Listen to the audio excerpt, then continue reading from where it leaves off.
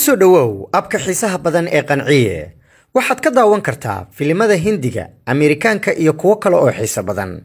Hadday ahaan lahayd musalsalada Hindiga, Turkida ama Ameerikaanka oo af Soomaali lagu turjumay.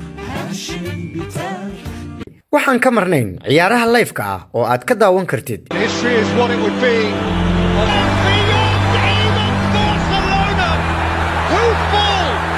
iyo waliba TV-yada Soomaalida dhammaantood. kasoo degso dooqaaga oo daawo bilaa internet.